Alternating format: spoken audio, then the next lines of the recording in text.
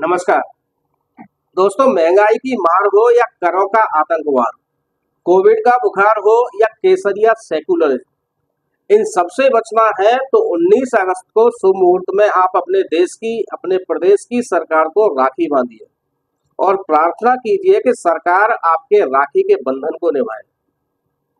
अब तमाम समस्याओं से बचने का और कोई विकल्प बचा ही नहीं है, क्योंकि देश के बड़के भैया ने ऐलान कर दिया है कि इस बार भले ही भाजपा की सरकार बैसाखियों पर टिकी है, लेकिन भाजपा अगले 35 साल देश पर राज करेगी। बड़के भैया की भविष्यवाणी सुनकर मैं कल से लगातार प्रार्थना कर रहा हूं कि भगवान यदि किसी को भाई दे तो बड़के भैया जैसा दे। बड़के तो केवल फेंकने के लिए मशहूर हैं, किंतु बड़के भैया तो डींगे मारने में 2 कदम आगे निकल गए। बड़के भैया ने और उनकी पार्टी ने 4 जून को लोकसभा के नतीजे आने के बाद नीतीश कुमार और चंद्रबाबू नायडू को राखी बांधकर भाई बनाया था। अब बारी आपकी है, क्योंकि अगले 35 साल में मोदी साहब और उनकी पार्टी की सरकार रही तो आपका क्या होगा ये आप ही जाने। मैं तो कुछ नहीं बता सकता, क्योंकि मुझे अभी तक कोई ऐसा ज्योतिषी नहीं मिला है जो आने वाले 35 साल की सियासत की भविष्यवाणी कर सके। पिछली 15 तारीख को लाल किले की प्राचीर से भारत भाग्यविधाता ने कहा कि देश की महिलाओं की सुरक्षा बहुत बड़ा मुद्दा है। सचमुच बहुत बड़ा मुद्दा है, हमें इसके प्रति संवेदनशील रहना चाहिए। लेकिन ये मुद्दा बड़ा बना बंगाल में एक प्रशिक्षु महिला चिकित्सक के साथ सामूहिक और नृशंस बलात्कार की घृणित वारदात के बाद। इससे पहले इसी देश में वर्ष 2023 में 25,000 बलात्कार की वारदातें हुई, लेकिन सरकार को ये समस्या बड़ी नहीं लगी, क्योंकि ये सब सियासत के रंग में रंगी नहीं थी। इस वारदात के बाद देश के डॉक्टर हड़ताल पर हैं। लगता है जैसे सारे पीड़ित इसी वर्ग से आते हैं। डॉक्टरों की हड़ताल मुझे सत्ता प्रतिष्ठान प्रेरित लगती है। आपको लगती है या नहीं ये अलग बात है। हमारे हाई कोर्ट ने तो डॉक्टरों की हड़ताल को तत्काल समाप्त करने को कहा है, क्योंकि बंगाल में सामूहिक बलात्कार से एक बदनसीब महिला डॉक्टर की मौत हुई थी। किंतु डॉक्टरों की हड़ताल की वजह से देश में सैकड़ों लोग चिकित्सा के अभाव में काल के मुंह में समा गए। देश में 10 साल से मोदी साहब की सरकार है, इसलिए देश के किसी भी हिस्से में होने वाला कोई भी महिला उत्पीड़न राज्य की सरकारों के साथ ही देश की सरकार के हिस्से में भी दर्ज किया जाना चाहिए। देश में महिलाओं के साथ ज्यादती के मामले में निर्भया कांड के बाद लिए गए फैसले का क्या हुआ? क्यों नहीं 100% आरोपियों को सजा हुई? क्यों सजा पाने वाले केवल 27-28% ही लोग हैं? साफ जाहिर है कि हमारा सिस्टम, हमारी न्यायपालिका, हमारी सरकार इसके लिए दोषी है। अकेली ममता बनर्जी नहीं है।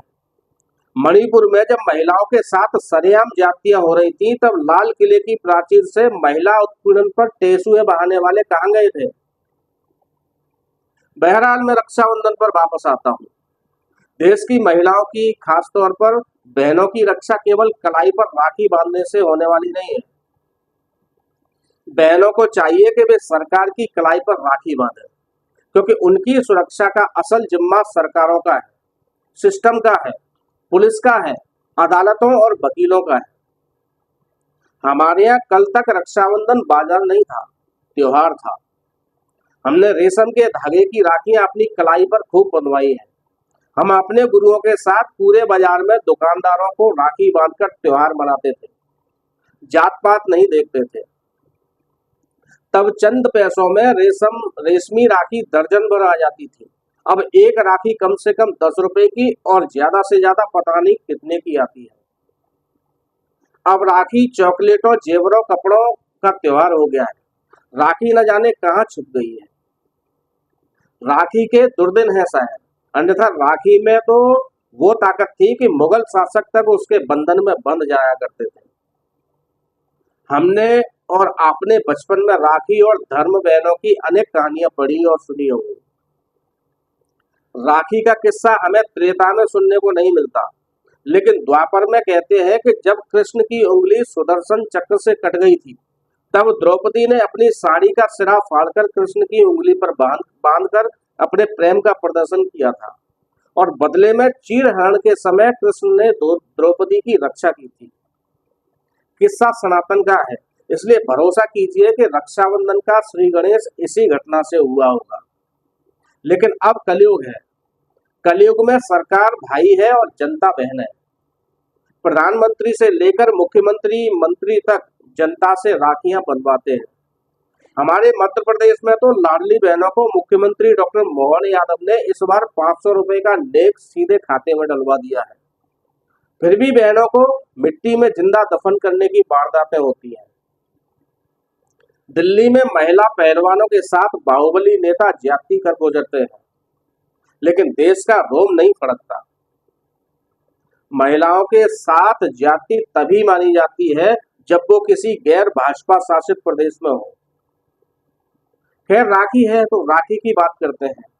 हमारे पंडित जी ने कहा है कि कल 19 अगस्त को रक्षाबंधन पर दोपहर 1:30 बजे तक भद्रा रहेगी। इस कारण राखी बांधने का मुहूर्त 1:30 बजे के बाद ही शुरू होगा। रक्षाबंधन पर भद्रा के अलावा मुहूर्त के लिए चौघड़िया, लग्न या किसी भी तरह का विशेष काल नहीं देखा जाता। भद्रा खत्म होने के बाद से सूर्यास्त तक बहनें कभी भी अपने भाइयों को राखी बांध सकती हैं।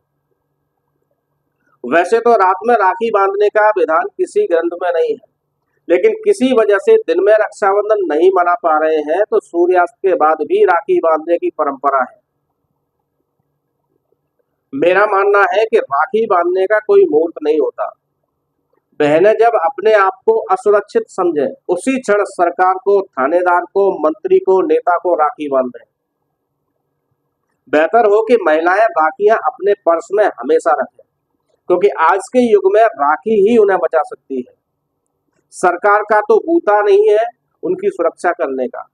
सरकार नारी शक्ति बंधन के लिए कानून बना सकती है, लेकिन नारियों की शक्ति की वंदना करने के बजाय यदि वे सियासत में है तो उनका मान मर्दन जरूर कर सकती है। सभी दल ऐसा करते हैं, भाजपा आजकल ज्यादा कर रही है, और इसलिए राखी की सबसे ज्यादा जरूरत भाजपा नेताओं को है। दोस्तों, आपको ये वीडियो अच्छा लगा हो तो वीडियो को लाइक करके चैनल को सब्सक्राइब जरूर करें, और ये वीडियो आप फेसबुक पर देख रहे हैं तो लाइक और शेयर करने के साथ पेज को फॉलो जरूर करें। नमस्कार।